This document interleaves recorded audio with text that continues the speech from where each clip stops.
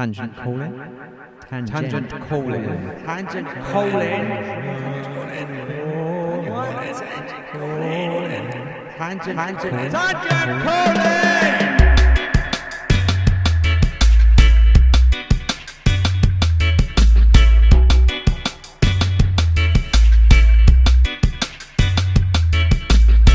Hello, and welcome to Tangent Calling, the new series from Bristol-based publishers Tangent Books, where we go off on weekly tangents exploring a variety of themes that largely reflect the interests of the books we publish, covering everything from music, to art, to history, to local ghosts and witches, to foraging for mildly psychedelic tea.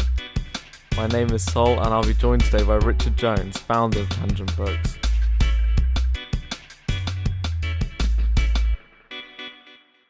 So a quick note before we dive into this conversation, I would have liked to have included the actual music for each song or artist that Richard talks about to be playing beneath his voice, but I can't do that because of copyright infringement law, annoyingly. So instead, I've put the timestamps in the description, which are paired with links to the relevant song or artist. If you can listen to these as you listen to the podcast, I think it will make for an even more immersive experience alongside Richard's seemingly endless flow of information. Today we're taking a journey through the past 100 years of Bristol's strange and idiosyncratic music scene, which would eventually become better known as the Bristol Sound or the Bristol Beat. Join us as we traverse from its humble, cloudy side of folk beginnings through to the explosion of punk and dub in the 1970s, to the advent of the distinct and brooding trip-hop sound of the 1990s, all the way to the present day, where Bristol's particular brand of groove-centric, dub-influenced, danceable punk rock appears to be having a revival with the success of bands like IDLES. And bringing you all the information that you need to know about the Bristol music scene is going to be Richard Jones, the founder of Tangent Books. Hi, Richard. Hi, Sol. How are you?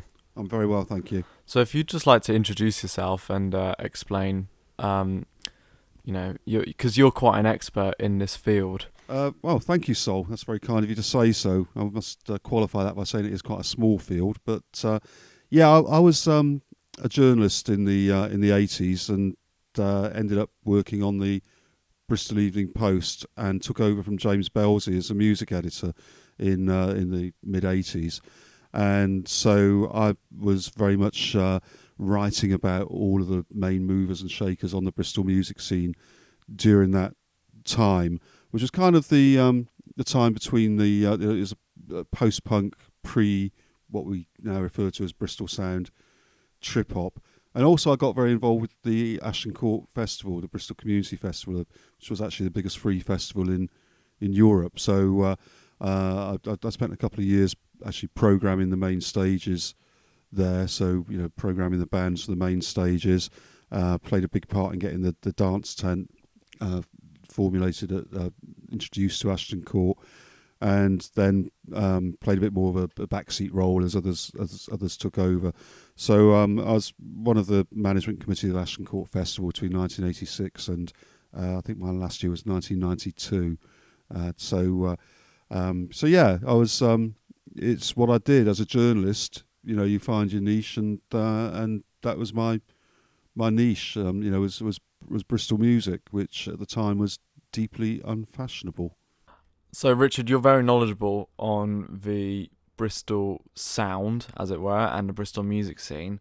Where would you begin with this journey? I think there has to be a starting point, and I think that the punk would be the natural starting point for this journey through the Bristol sound. So, mid-70s, 1976 would be the starting point, but as it would be for a lot of cities, the punk changed everything. But I think it's really important in the case of Bristol to put it in some sort of context, which is particular, unique to Bristol. So I think what's peculiar about Bristol in particular is the fact that Bristol music went underground, probably in the late 60s, early 70s. Bristol became a counterculture city in terms of music, and it's just really peculiar. It's very, very odd. So let's just look a little bit at that context. So in the 60s, Bristol started out with the rock and roll revolution, starting with skiffle bands like the Eagles from the West, and the Bristol Eagles, that is, not the Californian Eagles. And they called that because they performed, they rehearsed at Eagle House in Knowle West. And there was bands like Johnny Carr and the Cadillacs, Dean Prince and the Dukes, Franklin Big Six, all doing well on the local scene, and in some cases having some national success with rock and roll. The Elvis and the Beatles, that they were caught up in that absolute revolution. And at that time as well, Bristol produced two of the world's finest songwriters, Roger Cook and Roger Greenway from Fish Ponds, who remain two of the greatest songwriters ever. Had a string of songwriting successes with various bands. I mean, I'd Like to Teach the World to Sing with the New Seekers, which became I'd Like to Buy the World a Coke. That jingle from the 70s. Blue Mink was one of their successes. Loads and loads of success with Cook and Greenway, who were inducted into the Nashville Hall of Fame. And also had a hit themselves with the Beatles' Michelle as David and Jonathan. So Bristol was performing and producing music like any other city in the UK, and then something happened, and Bristol just disappeared off the popular music scene by and large. There are a few anomalies, but by and large, Bristol ceased to produce bands which appeared in the top 20. You would not see bands from Bristol on Top of the Pops, unlike any other city. Every other city in the UK had its scene at various stages. You can list them, you can go through them. Bristol was probably on a par with Shrewsbury, which produced T'Pau, in terms of its impact, in terms of chart success. So I think the question is why? Why did that happen? And the answer is that nobody really knows, but there were some social changes in Bristol at the time. This sort of Bristol going underground, if you like, coincided with the demise of the city docks, which effectively closed in the early 70s. And so, and of course, what you've got to remember is that Bristol was still largely a bomb site. The centre of Bristol was still largely a bomb site. Bristol was one of the worst bombed cities in the Second World War. And so the fact that Bristol was in the process of being rebuilt still, and that it had lost its city centre industry in the docks, meant that it became a bit of a wasteland, the centre of Bristol. Nobody lived there. There was no inner city housing apart from, I suppose, St Paul's was the nearest inner city community. But all this, when you look around the dockside now and see all those inner city homes, they just didn't exist. So people went to work in the centre of Bristol, then evacuated it in the evening during the week, and it was a fairly violent place. You had warring football gangs, and you also had kids from the estates. Would meet up for. And there'd be big fights across the centre in Bristol between kids from Southmead and Knowle West, for example. I can remember, being on a bus coming back from the rink, the ice rink in Bristol, and just seeing literally hundreds of kids sort of charging across the centre on a Wednesday night, and sort of mass brawls taking place. So that it was very different from the Bristol we know now. Did you ever get involved in any of the brawls? No. I observed them from the top of the number 14 bus going back to the safety of Kingswood. So it's very difficult to appreciate what Bristol was like in the 70s, and part of that was the demise of the inner city, and of course the jobs it provided. So a route for particularly working class young men would be to go and work in the docks or in the aerospace industry, and Rolls-Royce and British Aerospace, which was also starting to show signs of decline. So the demographic, the social demographic of Bristol was changing at that time. I think also there's something about Bristol's relationship with London. London is close enough to Bristol to want to dominate it, and there's certainly a lot of evidence of Bristol being expected to dance to the London tune, whereas cities like Birmingham, with the whole two-tone explosion, Manchester with the whole Manchester scene, Liverpool with obviously its rich heritage, Sheffield with its its heritage, and certainly Glasgow, and they all had independent scenes, and they were allowed to thrive, in my view, because they were far enough away from London that London felt they couldn't dominate. So certainly a sort of patriarchal relationship between Bristol and London, and bands were probably expected to move to London in order to be successful, more so from Bristol because it was closer. I think that the other aspect of this is the image of Bristol at the time. So the two acts which contradict what I've just said would be Adge Cutler and the Wurzels and Fred Wedlock. Both are very, very good acts, but in fact, let's say more than good acts. I mean, Adge Cutler was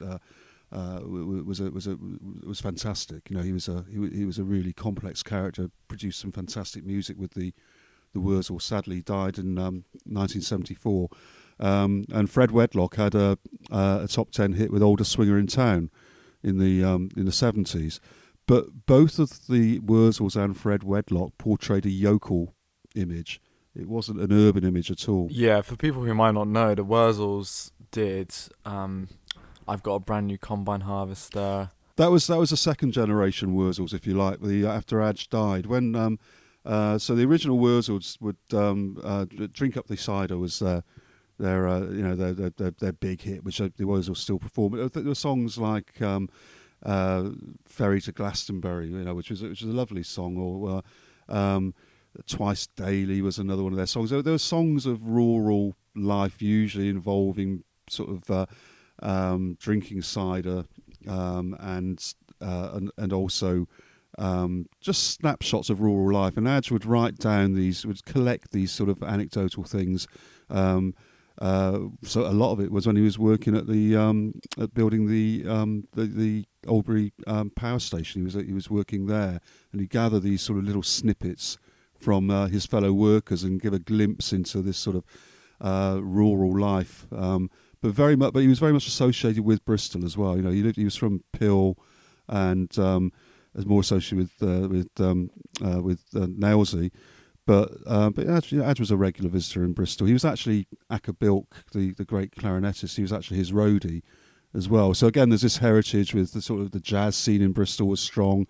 The Wurzels were a comedy act on one level, but they were also a serious sort of Somerset folk act as well.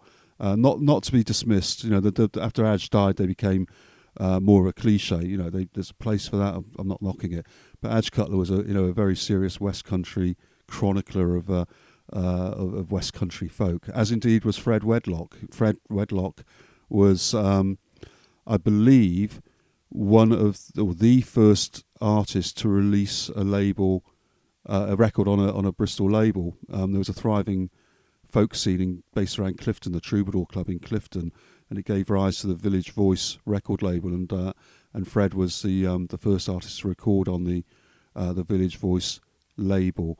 So he became, through Oldest Swinger in Town, he became associated more with that comedy folk act, which was thriving at the time, which Jasper Carrott, Mike Harding, and to a certain extent Billy Connolly were his contemporaries. I got the impression that Fred was never at ease with that. He was a serious folk musician. Why do you think he ended up going more towards comedy then? I think it was because there was always that element in his work. It was part of his work. I don't think it was something which was imposed upon him. It was there, but I think there was more to him than that. He was a serious musician, and he was sort of embedded in the Bristol folk scene, which had, as I say, crossover with the jazz scene as well. So do you think that it just sold better, the comedy stuff? Yeah, it sold better. As I say, there was a bit of a movement at the time with people like Fred, Jasper Carrott, Mike Harding, to a certain extent Billy Connolly, who were doing this sort of comedy folk. So it was in vogue at the time, and An Older Swinger in Town is a great example of that. It's a good comedy song, and I think it got to number 6 in the chart. So obviously financially, it worked for Fred, and he. I remember seeing him on the student circuit. He played student unions, and it made him his living. So let's not knock it. As a musician, you've got to make a living, and it's not easy. And as I say, he was a good folk musician. But what Fred did. But the reason I say I suspect he was a little bit uneasy with going too far down that route is because Fred Wedlock had a great community spirit, and he did the Good Neighbour show with Sherry Eugene on HTV, and was a great supporter of local causes, and an all-round good guy who seemed to be more comfortable working within his community than the national limelight. But the point being that if you were to say name 2 bands from Bristol at this time in the 70s, it would be Fred Wedlock and Adge Cutler, or the Wurzels, because Adge sadly passed away in 1974. So both of whom had a yokel image. So Bristol, in terms of popular culture, music culture, was a yokel town. At the same time, unlike any other big city, Bristol did not have a successful football team. Bristol City were in the First Division, the old First Division in the 70s, but then fell through the leagues and almost went bankrupt and were at the bottom of Division 4 within years. So these 2 expressions of working class, or largely male working class culture, white male working class culture particularly at the time, of music and football, Bristol was unsuccessful in both of those. So that's the context, I think, which is so important when you look at the Bristol sound. The white music model didn't work in Bristol in the same way that it was working in other cities. There was something more bucolic, more rural about the portrayal of Bristol acts as embodied by Fred Wedlock and the Wurzels, certainly the Wurzels post Adge Cutler. And there's a kind of derision imposed upon the city and its cultural output by the rest of the country. It seems like you're kind of getting at. There was a difficulty for Bristol to be taken seriously as a kind of cultural force. That's right. I mean, how often do you hear a Bristol accent even now on mainstream television? Ian Holloway, the football manager, is the exception, but it's very, very rare. Certainly, even more rare then. Coming from Bristol for an ambitious young cool band was seen as a negative thing. You didn't really admit to coming from Bristol. There are stories, the footballer Steve Yates, who played in a very successful Bristol Rovers team in the 80s. I can remember reading that when he left Rovers to go to, I think it was a London team, that they had a terrible time because the other players and the wives took the piss out of his wife's accent so much that they felt driven away from it. The Bristol accent is associated with a slow country bumpkin sound. It was never then a cool thing. Now I think we should move on to punk, and I believe probably you've told me the best place to start is the band the Cortinas, and I do just want to clarify quickly that this isn't the Cortinas who did "You're Not 19 Forever, Pull Yourself Together." Because I looked it up and I was like, wait, what? This was what influenced Massive Attack. But no, it's a different band, different spelling, different city, I think, and different time. So, yeah, Richard, tell us about the Cortinas. Cortinas, named after the Cortina car, the Ford motor vehicle, were probably the most high profile of the first wave Bristol punk bands. There were others, Social Security and the Pigs most famously, but the Cortinas were very much in that first wave of punk, and nationally that would be alongside the Damned and the Sex Pistols. So there were 2 waves of punk, one 1976, which included the Cortinas, and then one in 78, 79, which in Bristol terms was the era of Vice Squad and Chaos UK and others. So the Cortinas were Dexter Dulwood, who's now who played bass, who's now a renowned international artist. Nick Shepherd was a guitarist who, when the Cortinas finished, he replaced Mick Jones in the Clash when Mick Jones left the Clash, so obviously highly regarded. Mike Fewings was the other guitarist, and Jeremy Valentine was a vocalist, and Daniel Swan played drums. So the Cortinas really shook things up in Bristol in terms of the music, because as punk did throughout the country.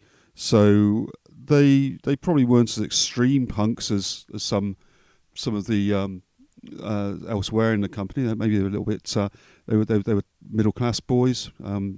Pretty much, they went to grammar schools largely, and unlike the Pigs and Social Security, had the more working class credentials. But they were a good band, and they got signed.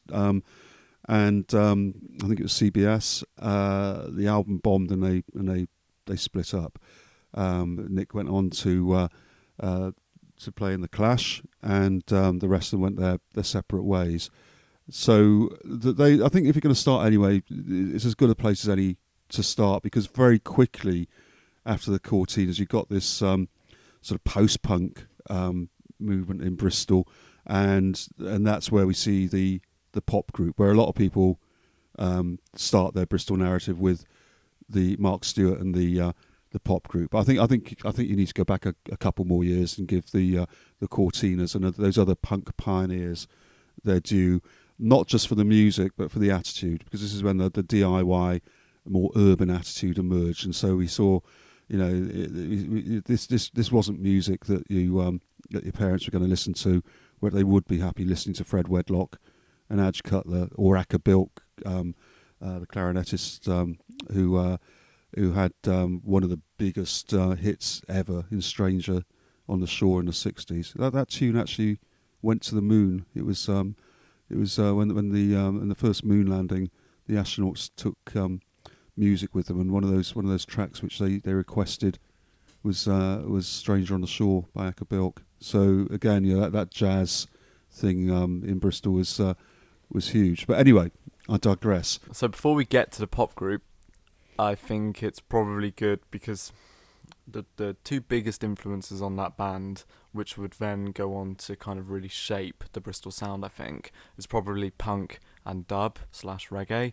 And so could you talk a little bit about the dub and reggae scene in Bristol during the 1970s? Yeah, I mean, it's often overlooked the huge influence of sound system culture in Bristol music. So Bristol had a thriving sound system scene since the 60s, when the Windrush generation settled in Bristol and other large urban areas. So, and they based largely around St Paul's. And again, there's a thread running through this, in that Tricky's grandfather was one of those very early sound system pioneers. With he was Tarzan, Lord of the Jungle was his sound system.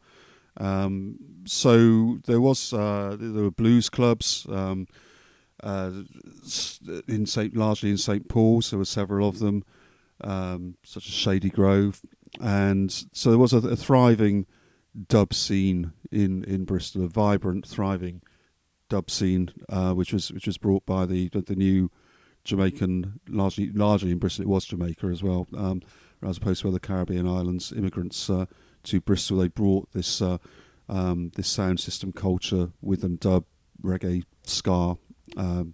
The music of the Caribbean was very, very prominent. What are some of the outstanding artists within this scene, do you think, that people could go and listen to? Well, once you get beyond the sound systems, very difficult to find record of the sound systems. But by their nature, they tended not to record. They'd be more parties and live music and shebeens and blues clubs. and of course St Paul's Carnival, which began in 1967, I believe. So that was a celebration of West Indian culture in Bristol. But that then gave rise to the reggae bands in Bristol, of which there were many. The three, I think it's worth highlighting, although there were many other good ones, were Black Roots and Talisman and Restriction. For me, would be the sort of three main reggae bands. Black Roots, quite a sort of traditional dub reggae band, very good band, still performing today. And Talisman had a slightly different edge. They had more of a horn section sound, so they had a very distinct sound. A guy called Brendan Whitmore played, an Irish guy actually, Brendan Whitmore, played horns. And Brendan sadly passed away in 2018, but his influence was very great. It's quite a sort of mellow sound, Talisman, very distinct sound. Quick, cool little anecdote about Talisman is they used to rehearse at a music studio that I used to work at, which is actually just over the road from where we're recording this. And cool guys. Yeah. They were a good band. Dole Age was their standout track, I thought, and it was very much of its time. It was very much of its time. It was political. It was anti-Thatcher. It summed up that sort of. It had that urban quality to it of Kids on the Dole. They supported the Rolling Stones at Ashton Gate in 1982, I believe it was, when the Stones did. I think it was their Urban Jungle tour, and they picked up a local support band in every city. And Talisman with a band that supported the Stones at Ashton Gate. There's some great stories about that Brendan told me, which we won't go into now. But yeah, so the other one was Restriction, and Restriction's output wasn't that great. So there's one album, I believe, which Bristol Archive Records have released, and there's a couple of I think there's a single which if you look really hard you can find. I actually saw Restriction when I was in Swansea. I didn't realise they were from Bristol at the time. And Restriction were different. They had a different sound. It wasn't the more traditional sound of certainly Black Roots, who are a very good dub reggae band. Talisman had that slightly sort of more mellow British reggae sound. So as Aswad might be a sort of pointer as to what Talisman were like, but with a very strong horn section. Restriction were different. They were a bit more edgy. They had a strong female presence, female vocalists, and they were bringing something slightly different in terms of the bass quality into their music. I always felt.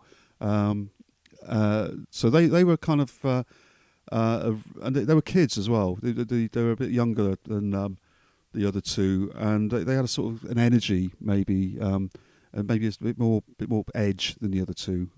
So Talisman, Restriction, and Black Roots, I would say, were the three main reggae acts coming out of Bristol. Although there were people like Bunny Merritt, who was a Jamaican artist who cut some great tracks. And again, a lot of this music is available through Bristol Archive Records or Bristol Reggae Archive, which Mike Darby has compiled a lot of this music, and it's a great resource.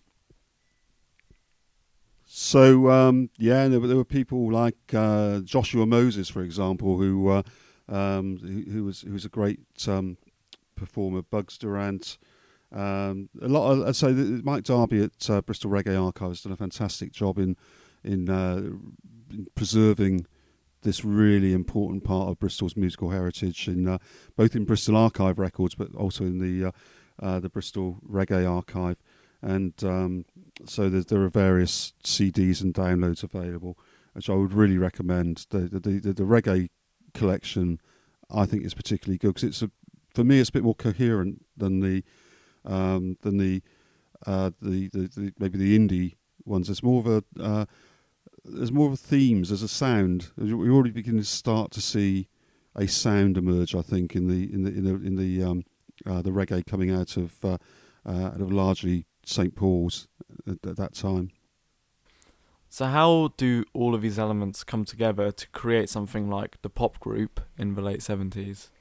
Well, this is really, this pop group is so important because they did combine a lot of these elements. That was partly because Mark Stewart, who is the founder of the pop group and the vocalist and songwriter or main songwriter, he lived in St Paul's, so he was surrounded by that sort of vibrant reggae culture, which was really, really prevalent in that area of Bristol in the 70s. But also he was part of the punk scene as well, as were many of the kids at the time. It's the punk was affected not just the white community; it also had an impact on some of the black artists. I mean, people like Miles Johnson from Wild Bunch, for example, and certainly Raymond Mighty of Smith and Mighty. They were very much affected by the punk music, but also the DIY spirit of punk. So the pop group did take their reference points from both punk and dub reggae, particularly, but also from funk and also from metal, for example. Mark Stewart once said that they took the most extreme form of music from different genres and then brought it together with their own sort of extreme interpretation to make this music which to exorcise your demons. Pop group were noise terrorists in a sense. They experimented with very, very loud music, very extreme music, really, really heavy, funky bass lines, clashing sounds, really very challenging. But underpinning it was you could dance to the pop music. Yeah, I think they really represent the kind of blossoming influence of New York on the Bristol music and art scene, because the influence of the New York no wave scene is unmistakable in the sound of the pop group. Yeah, I think if you're going to find any reference points, it would be no wave, most definitely, which was quite a short-lived movement in New York, and that certainly was the closest you can. I think you can find to the pop group in the UK. And also, it kind of highlights this thing about the relationship between Bristol and New York, which is interesting, because as hip hop developed, then New York hip hop became really influential, and there does seem to be a connection between Bristol and New York at this time, with music coming back from New York to Bristol. Now that happened in other cities as well. Obviously in London it happened, but of the provincial cities, it seems to have happened in Bristol more so than any other city. The influence of the burgeoning graffiti scene in New York, so the spraying the trains, the subway graffiti in New York, which was really sort of beginning in the early 70s. 73 was probably one of the earliest kind of expressions of that. So the hip hop, the radio stations, which are important because pirate radio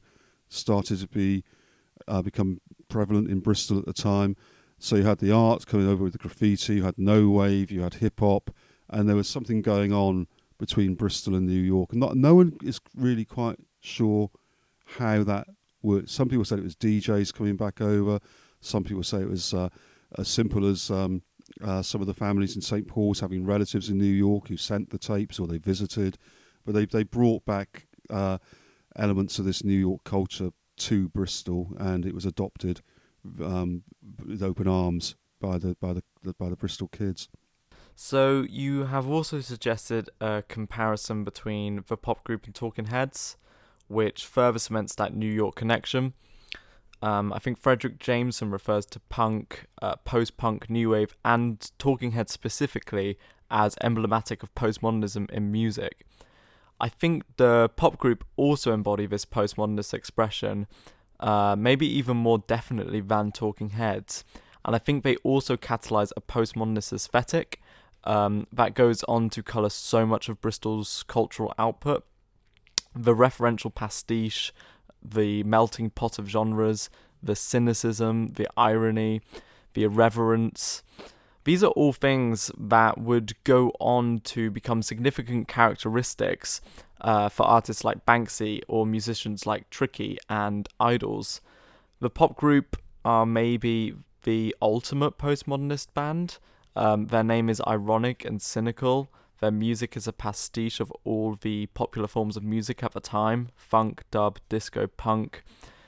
But their music is warped to the point where the easily consumable is made utterly unconsumable. So their biggest quote-unquote hit, We Are All Prostitutes, addresses how, under the conditions of post-modernity, this hyper-real era of late capitalism, everything and anything can be and is reduced to a consumable image, a commodity. Their second biggest quote-unquote hit, She Is Beyond Good and Evil, is directly referring to Friedrich Nietzsche, one of the first proto-postmodernist thinkers, who is deemed by Gilles Deleuze to be the figure that brought on the dawn of counterculture. I'll return to these themes later once we get into the discussion on IDLES. So moving on from the pop group, we head into the 1980s. What year did the pop group disband? It was around about 79, 80. They burnt very brightly and burnt themselves out very quickly. That form of extreme expression, I don't think, was sustainable. And the pop group were probably only around for a couple of years, probably 77 to 79 or 78 to 80. Yeah, I mean they made a huge impact, but they began to push the boundaries of their sort of noise too far, I think they would admit, and they started to disrespect their instruments rather than pushing them to the extreme. They probably just went that little bit too far, and so they went their separate ways. And Mark Stewart went on to work with Adrian Sherwood from the new sound reggae movement, where Gary Clail, who's also a very significant figure in this story, he also hooked up very early with Adrian Sherwood. Gary Clail, working class kid from Barton Hill, who did a very politicised form of heavy reggae, and he had a hit, actually, surprisingly, perhaps with Beef. Human Nature as well. And Human Nature, of course. Yeah. He's sometimes overlooked, Gary Clail, and I think he's so important to this story. And whenabouts did Gary Clail come into prominence? This was the 80s, and so he would have been alongside pretty much the emergence of Wild Bunch, who epitomised the hip hop scene in Bristol. It wasn't just Wild Bunch, there were many other crews. City Rockers were one of the prominent ones.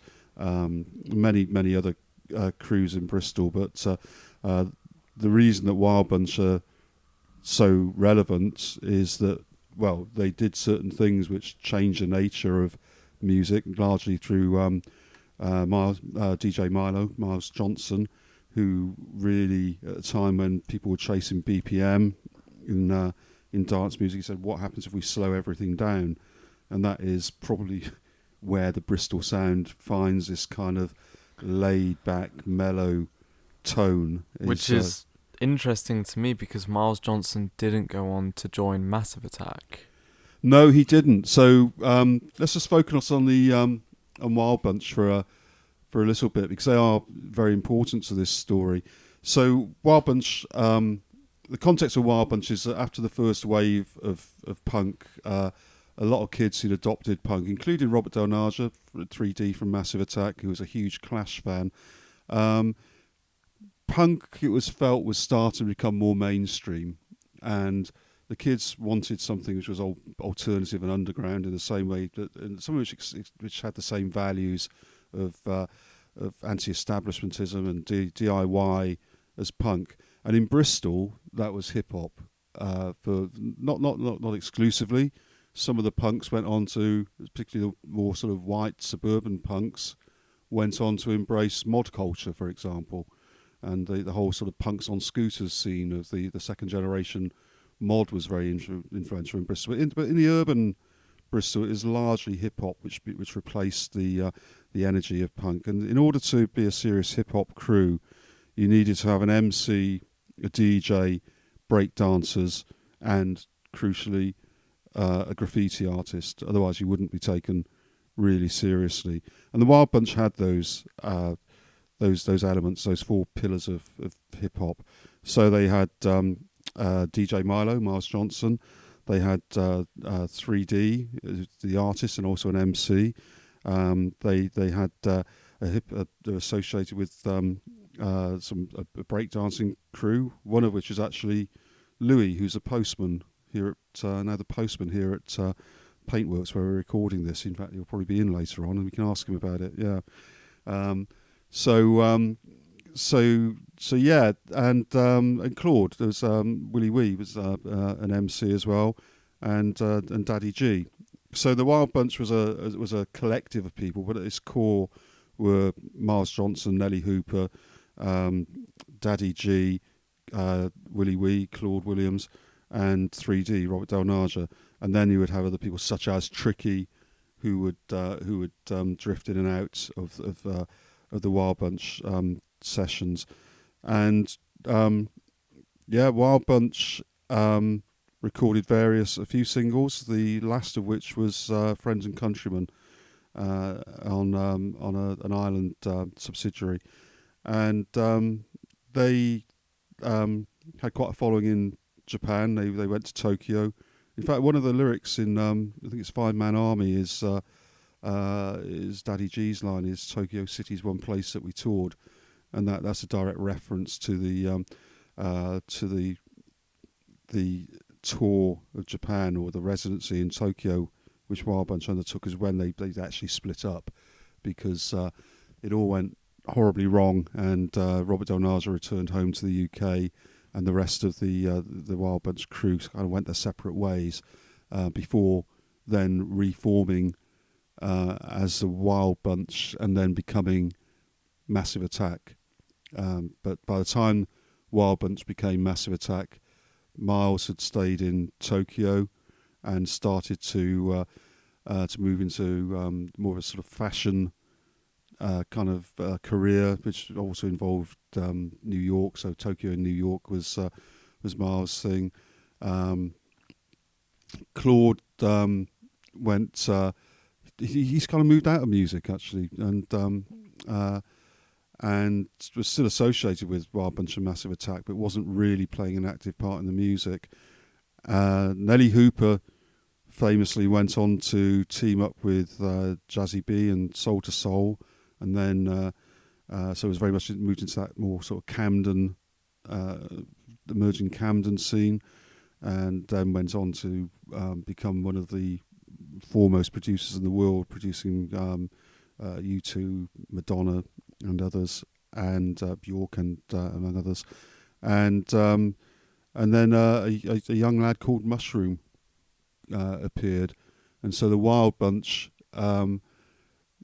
became massive. Or the members of the Wild Bunch who became Massive Attack were Daddy G and 3D, with then the addition of Mushroom, and of course Tricky played a significant part on the first Wild Bunch album, Blue Lines, as well. And so then moving forward to 1991, we get the Wild Bunch becoming Massive Attack and releasing Blue Lines, which I thought was your favourite album of all time.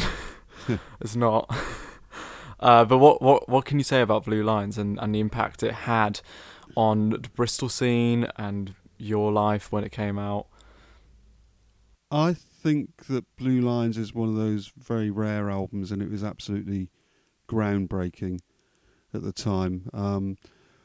I was very fortunate in I interviewed Massive Attack as it came out before Safe from Harm and Daydreaming were released as singles, and so I got to hear the album very very early, and it was astonishing. It was just completely new, different. It came from a bunch of people who the last thing I'd heard them record was Friends and Countrymen, the Wild Bunch tune, and which was quite angular, angry, very political, good. A great piece of British hip hop. And Blue Lines was mellow, joyous, uplifting, sensational in its scope, entirely different. And I don't think that anybody apart from those few people who were very, very close to the band and the recording could possibly have known what was happening with Blue Lines, because it really was a huge surprise. And people may look back now and say that they can see where they could anticipate Blue Lines coming. Not the case. Nobody saw Blue Lines coming. It was entirely different to anything which had gone before it in Bristol or indeed anywhere else in the world. That Massive Attack sound is unique and continues to be so. And I suppose that, so where did it come from? Well, I suppose what was different about Massive Attack rather than the Wild Bunch was that Miles Johnson, DJ Milo, who's credited as being the person who said, "Hey, what happens if we slow things down rather than chasing the BPM thing, which was hugely popular at the time, going for more and more beats per minute? What happens if we slow things down?" And that was probably one of the fundamentals of the Bristol sound, whether it's Massive Attack, Tricky, or Portishead, is that idea of just slowing everything down a bit. Nelly Hooper had by that time left to work with Soul to Soul in Camden and with Jazzy B, and a Mushroom had joined. So that in terms of the personnel, those were the changes. Mushroom's a really interesting character. He brought a lot to Massive Attack, a huge amount. And when I've always struck that. I remember when I interviewed them at a tapas bar called Rocinante's on White Ladies Road. I was going to the usual questions about influences, and and 3D was reggae and punk. The Clash in particular, Grant, Daddy G was far more reggae, and Mushroom said Pink Floyd and Steel Eye Span.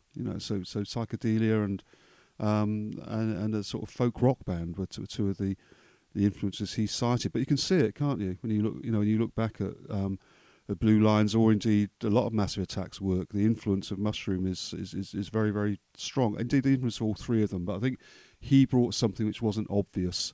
I think you combine that with the fact that Nana Cherry obviously had a strong role in it, in that it was recorded at her home studio in London, and also Horace Andy, of course, had joined the band by that time as a sort of as a almost permanent member. Remember, he's appeared on every album, and so that reggae tradition from Jamaica was really strong. And of course, then you got to think about the reggae music being the folk music of Jamaica. So again, you've got this kind of folk thing as well, which I think is there, or storytelling in Blue Lines, which I think is something which goes through Massive Attack's work. Is there's a narrative, isn't there? As there is with all great albums, I would say, or great music. There is a narrative, a hidden narrative, and I think that that's something which isn't obvious in Blue Lines, but I think as the canon of work grew, there is a narrative going through Massive Attack's work, and it's a quite astonishing one, I think. And so, what would you say that narrative is? I think that it's a conversation in a way, and there are many voices in the albums. It's different people telling their stories or taking a different take on life, which is a really unusual device. I can't think of any other band which does that. So if you look at Blue Lines, you have Shara Nelson, you have Horace Andy, you have 3D, Robert Del Naja, Tricky, and Daddy G, Grant Marshall, all of whom play a part in the vocals, either on separate tracks, or in the case of something like Five Man Army, you have the sort of the conversation within the track. So I think that's what's distinct about this narrative, is that it's different voices within an album or within a track, and it's something which they extend across their entire body of work. So that's what I mean by a narrative. It's different outlooks on life expressed in different forms of music as well. Some quite which owes very much to hip hop. Some more to, in Horace Andy's case, more to reggae, and as they develop, you say more to rock. Our Massive Attack now a rock band. I think the answer is largely yes, but they still draw their influences from many different sources. And of course, let's not forget that underneath all this there is Mushroom's element as well. And although Mushroom doesn't appear as a voice on any of the albums, his influence is so much there in the music, particularly in the psychedelic quality of some of their work, or you could even say in the prog rock quality of some of their work. I prefer the psychedelic reference personally, and even the folk references.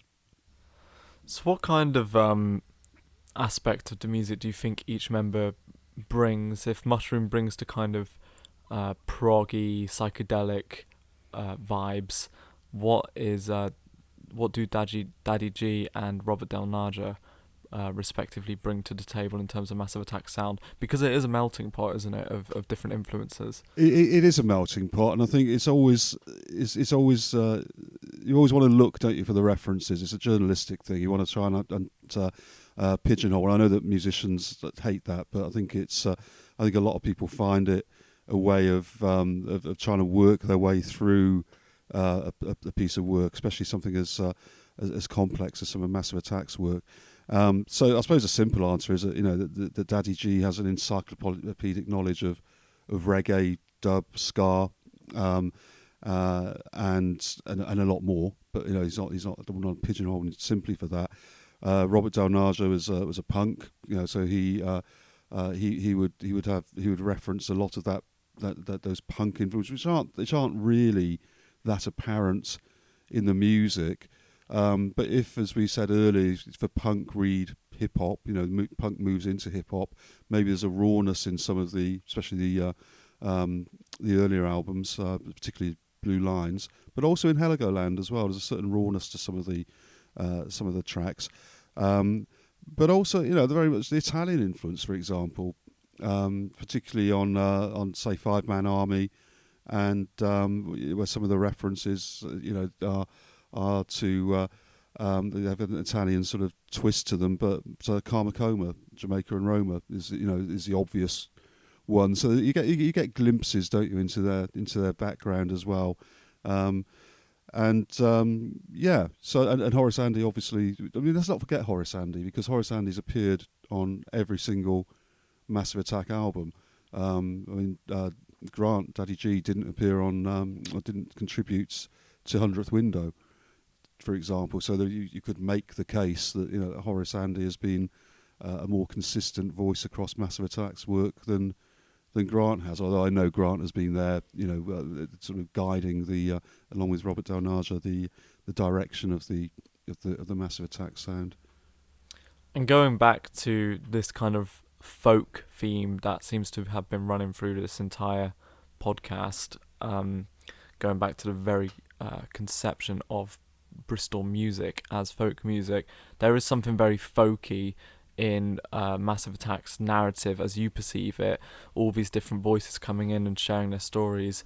It's all of it kind of Canterbury Tales-y, kind of medieval, like a folk story. Do you think that's fair? Yeah, I really think it is. It's something which I hadn't really thought that strongly about until we started this conversation, Sol. But I think I suppose that Teardrop is the most obvious example.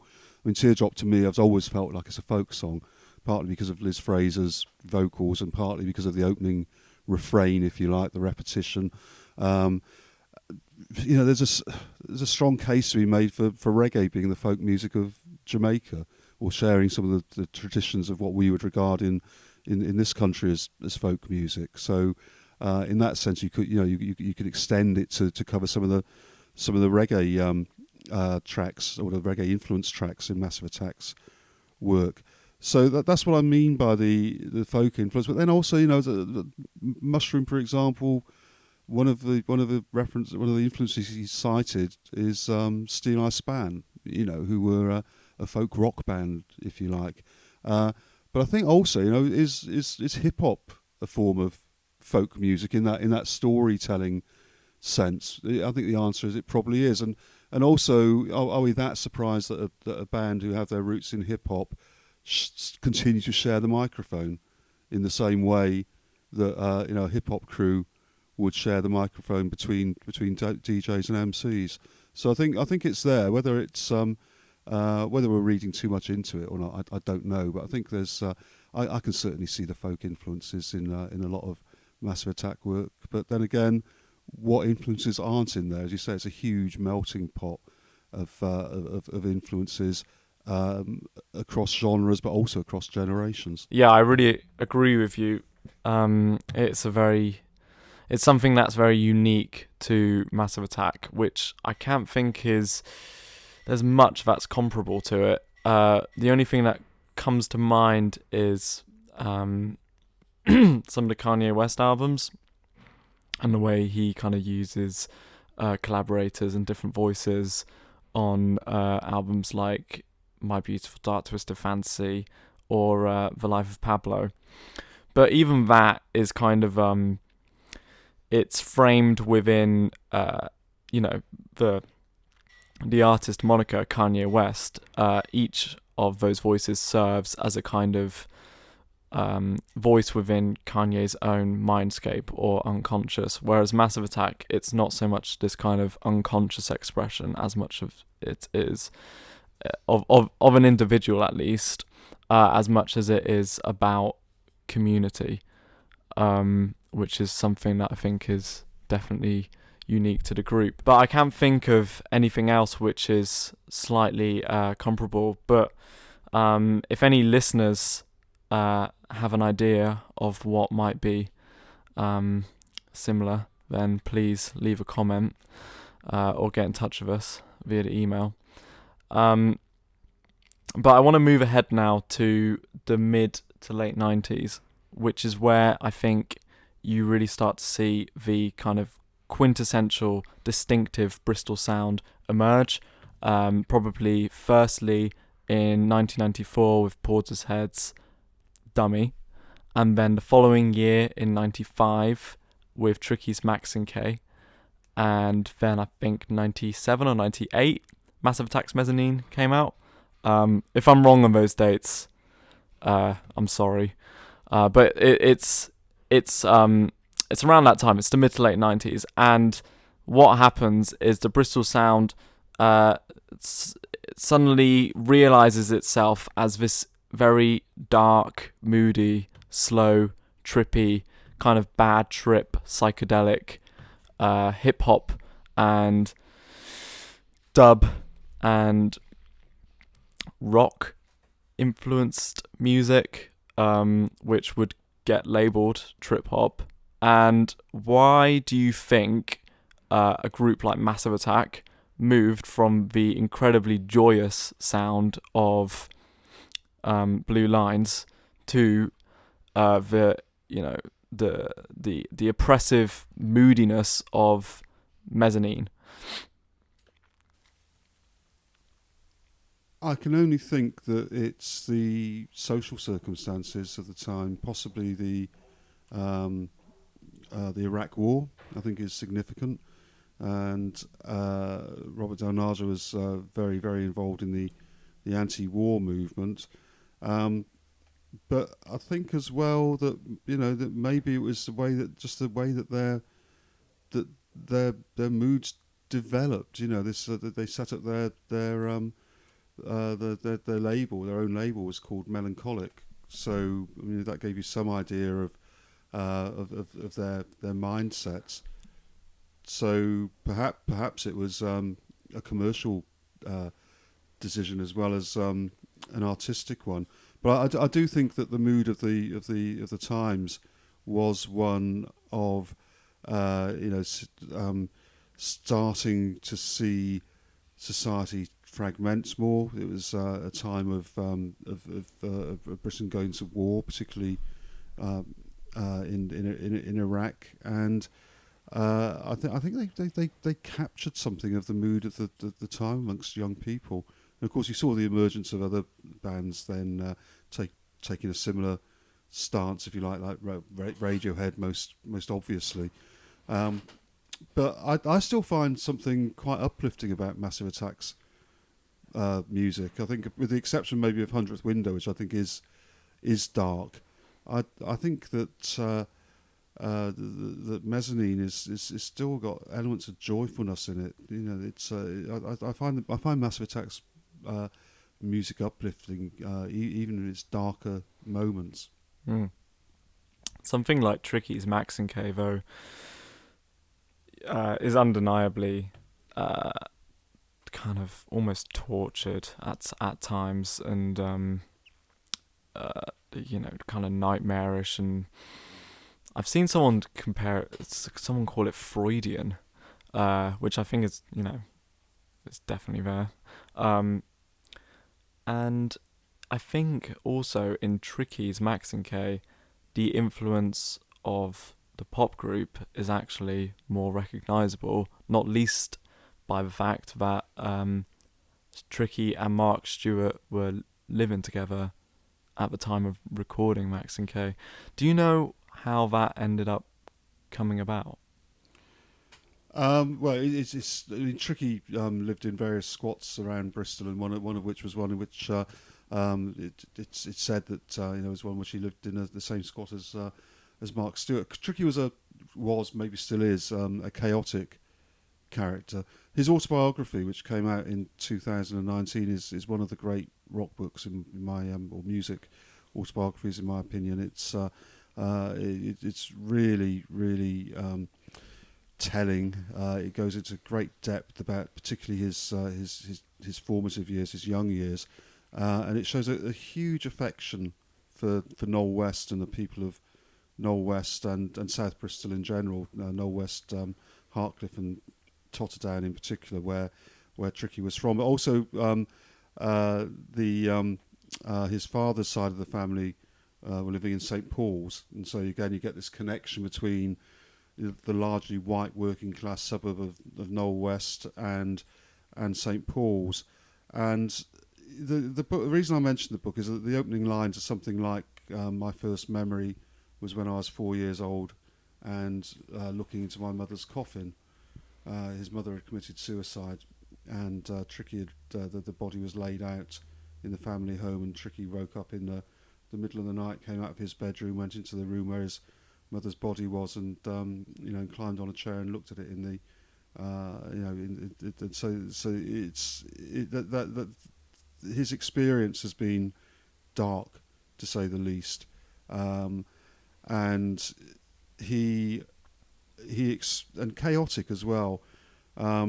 He's an outsider, and it's all of those elements, and they come across so brilliantly in Tricky's work, because it's disturbing, and his life has been disturbing, not always in a bad way.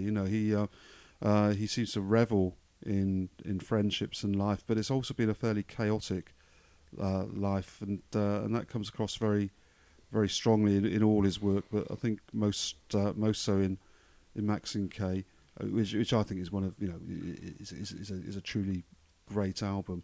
Again, very, very unusual. If I was to compare it to anybody, I'd say that Tom Waits has got a similar kind of morbidity, if you like, in some of his work. But it truly is disturbing, a lot of Tricky's work at its best. He had a huge amount of affection for the people of Knoll West. He said that you'd never go hungry in Knoll West, because someone would always lend him money to buy some food. But also, there was a history of violence, particularly on his father's side of the family, and of course, his mother taking her own life with him at such a young age, and also the influence on his mother was huge, because he said his mother was not a published poet, but she was always writing verse, always writing, recording her thoughts, and that's where he says he got his sort of his lyrical skills from his mother. So even though he was only 4 or so when she took her own life, she obviously had a huge and lasting impact on him. So there are all sorts of anomalies and difficulties in Tricky's life, and also being an outsider in the sense of a black family or mixed race family living in a largely white working class council estate, or was originally a council estate. But also the two sides of Tricky's family, one being white, one being black, the antagonism between various parts of the family. His grandmother seemed like quite a complex character. 2 of his uncles, they were involved in quite serious crime. So it's real. It's not him inventing some sort of dark side to his life. He's walked the walk, really. And I think we should talk a little bit about Portishead, because when I listed those kind of 3 albums that I perceive as the kind of, I guess you could say, the holy trinity of trip hop, I don't know if you'd agree. I certainly think the Blue Lines, Maxine K and Dummy are the 3 really significant albums come out at that time. I'd maybe swap Blue Lines for Mezzanine. Yeah, fair enough. I think that the reason I'd pick those 3, they're the first albums. But you're right. I mean, Mezzanine is probably a more complete and probably a better album, whatever that means, than Blue Lines. It's a more complex album than Blue Lines. It's the simplicity of Blue Lines, which I find liberating. No, absolutely. I think it's more Mezzanine. It embodies that kind of trip hop sound. Yeah, more distinctly. Yeah, I mean, the phrase trip hop was first used by a journalist in the Face. I wish I'd come up with that. Actually, I think it's a great term. Portishead, Tricky, and Massive Attack hate it, and they also don't like the Bristol sound label. Why do you think that is? I don't know. To be quite honest, I think that maybe these are free-thinking bands who don't like being labelled. Bands often don't like being labelled, do they? Because it implies some sort of lack of originality, perhaps. But perhaps it places parameters over where you can. Maybe but I find these labels useful. I think as an observer, they can be lazy labels, but I think the Bristol sound, there is undeniably a sound which came out of Bristol around this time. Not the only sound which came out of Bristol, but the dominant one. And I think trip hop does embody that kind of slightly psychedelic beat, which has got its roots in hip hop. It's as simple as that. I think it's a neat phrase. So going back to Portishead, Dummy seems to really kind of kick off this sort of slower, moodier, jazzier style of, I guess, trip hop. What kind of effect did that album have on the Bristol music scene, on your life? Do you remember when that album came out? Was it a big deal? Yeah, it was a huge deal. I mean, partly because it's a great album, but also it consolidated what Massive Attack had started. I think it's Blue Lines was out there. No one knew what Massive Attack were going to do next. The only thing that was certain, it was going to be slow. They were going to do it slowly, and I think there was a danger that possibly attention would have shifted away from Bristol. How fickle the music business is, and that maybe a band which made such an impact with their first album couldn't really have afforded to have waited so long for Protection to come out.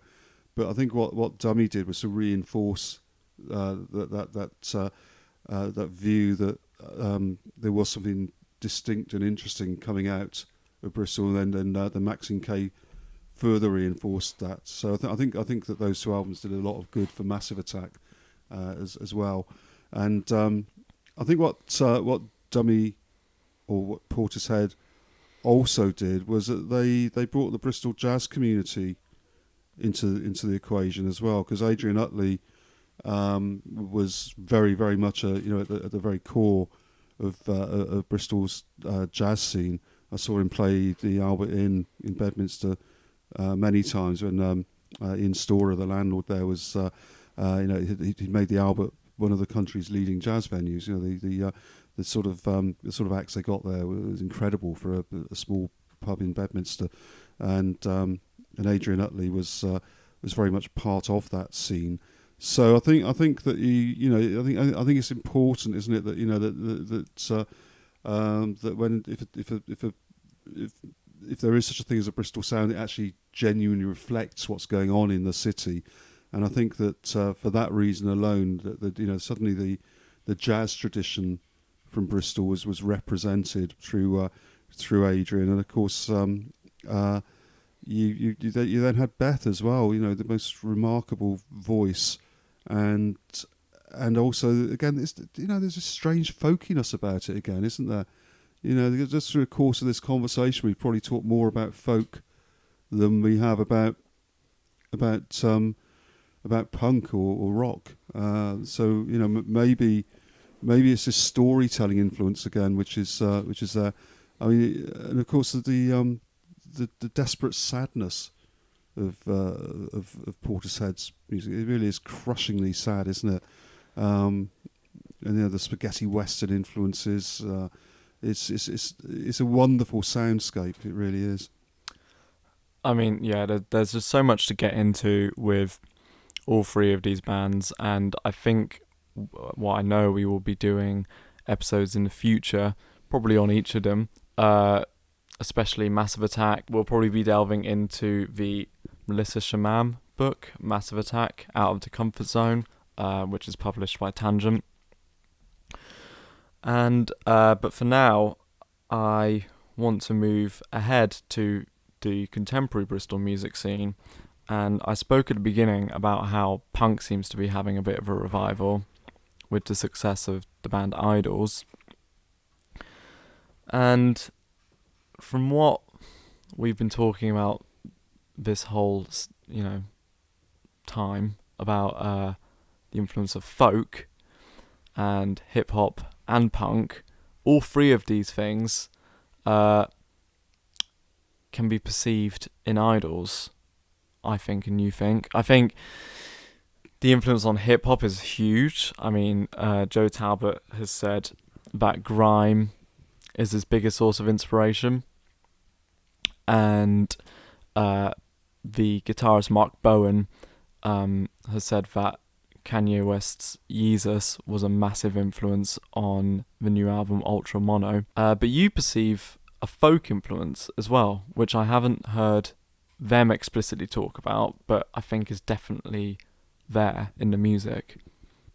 Yeah, I think that there's something of the Levelers in IDLES. I should qualify that by saying I think IDLES have got a truly distinctive sound, and I think that it's a sound which they own. I don't think they although they're obviously influenced by different people. I think what they've done is create something truly different and again uplifting, in a strange kind of way.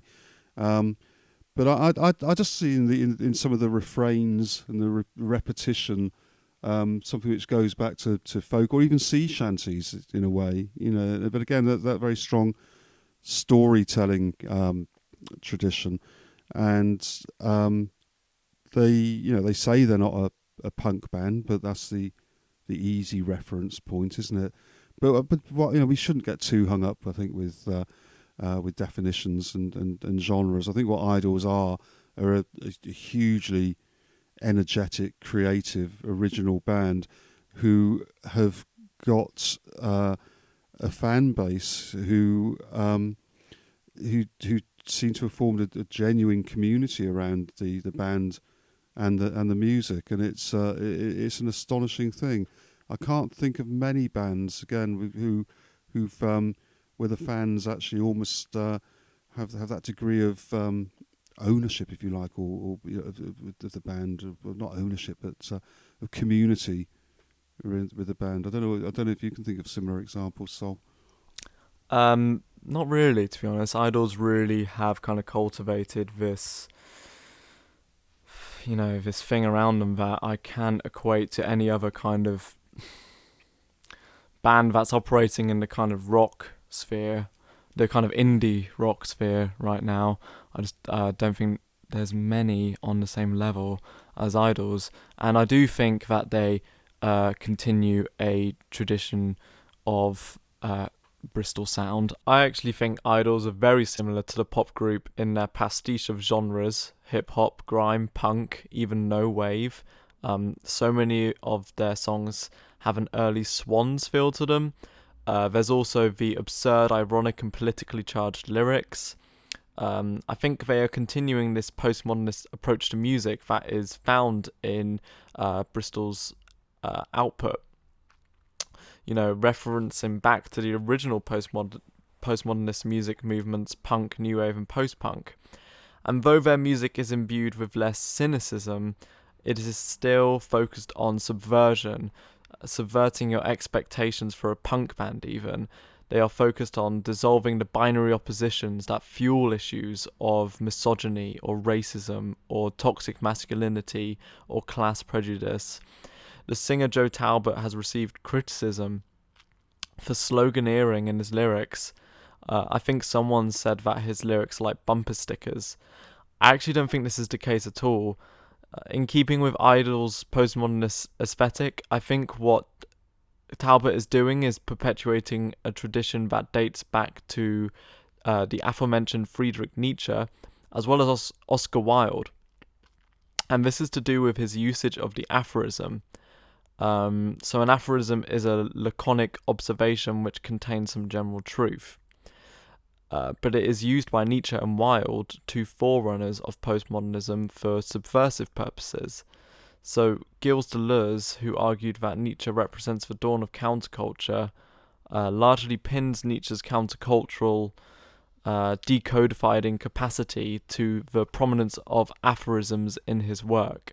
Deleuze argues that the aphorism becomes countercultural through its humour and irony, leading to the brilliant quote, "One cannot help but laugh when the codes are confounded." Wilde also employed aphorisms in this way to criticise the Victorian code of earnestness, with its pompous demands of upholding a high moral tone, exuding sincerity, working diligently, and demanding objective truth. These pressures appeared ridiculous to Wilde, who used aphorisms as paradoxical or absurd subversions of common phrases that are accepted to be unequivocally true. Talbot's lyrics continue this method of subversion, as he flips those axioms that are directed at specific groups of people as a means of controlling or oppressing them, and shows us how absurd, silly and laughable they really are. He stitches together these common phrases like the music stitches together these popular genres to create a postmodernist pastiche of subversion and confoundment. Yeah, no, it's I think what we're seeing is the this theme, if you like, going through Bristol music, which is counterculture. I think that I think that's something which we've teased out in this discussion, that whether it's punk or whether it's the radical noise of the pop group, or whether it's Massive Attack, or most certainly Tricky, all the way through to IDLES. There's a counterculture there, in that none of these bands are following trends, and they're subverting trends, if anything. Yeah, absolutely. I mean, IDLES was one of the bands that kind of got me back into rock music. I think IDLES are a great band. I haven't quite worked them out yet. I'm relatively new to IDLES, but I think that this counterculture is something which I find very, very attractive in their music, and I hadn't fully appreciated the idea of the aphorism, but I think you're absolutely right. There is something complex about the way in which they express themselves in a seemingly very blunt way, but it doesn't seem to be layered, does it? But the more I listened to IDLES, the more I discovered layers both in the music and in the lyrics and their meaning and the narrative. But I think counterculture is something which does unite all of these bands, and I think that one of the reasons we see Bristol as being a force for counterculture is that it was left to develop on its own. There was no significant chart music coming out of Bristol for 40 years. It developed an underground mentality to a great extent, and so maybe Bristol has been untouched by the commercial directives that you get from the big record companies and the London masters.